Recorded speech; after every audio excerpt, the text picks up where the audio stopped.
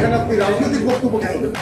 শেখ হাসিনা সবচেয়ে বড় বেনিফিশিয়ারি ছিল বিএনপির এগেন্সটে কথা বলছে।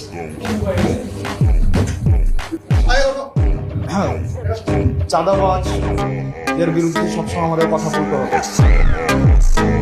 যারা চাঁদাবাজ, যারা মামলাবাজ, যতই বিশেষ করে এটা তো শালীনতা হইল না। আমরা তো আপনাদের কাছ থেকে শালীনতা, ভদ্রতা, একজন কথা বললে আরেকজন কথা বলতে হয় না, এই ভদ্রতাটাই আপনারা শিখেন।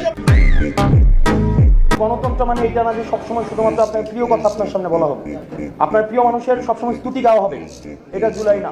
আসলে আমাদের এই বসে এসে কথা বলতে হয়, আমার লজ্জা লাগে আসলে।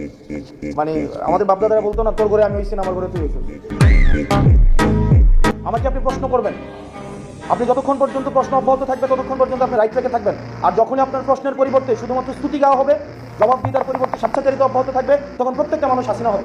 হাসিনা তো ব্যক্তি না, হাসিনা একটা আইডিয়া। হাসিনা কি স্তুতি ছাড়া, এখানে প্রশংসা ছাড়া কিছুই বলা যেত না। প্রেস কনফারেন্সগুলো কি হইতো? প্রত্যেকটা প্রশ্ন করা হয়তো খুশি করার জন্য, এবং একটা প্রশ্নের বিনিময়ে একটা দেশের অ্যাম্বাসি ভিজিট।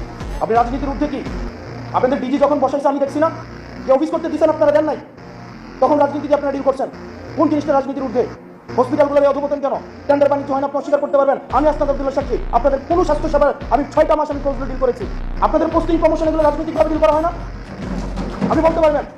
এখন যারা ঢাকায় এসে প্রত্যেকটা দল কোনো না কোনোভাবে হচ্ছে, যারা ভালো পোস্টিংগুলো পাচ্ছে কোনো না কোনোভাবে হচ্ছে আপনার সম্ভাব্য যারা সরকারপন্থী সরকারে হবে তাদের অ্যালায়েন্স, এটাকে আপনি অস্বীকার করতে পারবেন? কোনোভাবে অস্বীকার করার সুযোগ নাই। আপনি যাই হন না কেন, যেই হন না কেন, আপনি আপনারা ভুলে যান না আপনি 5 আগস্ট পরবর্তী সময়ে কথা বলছেন।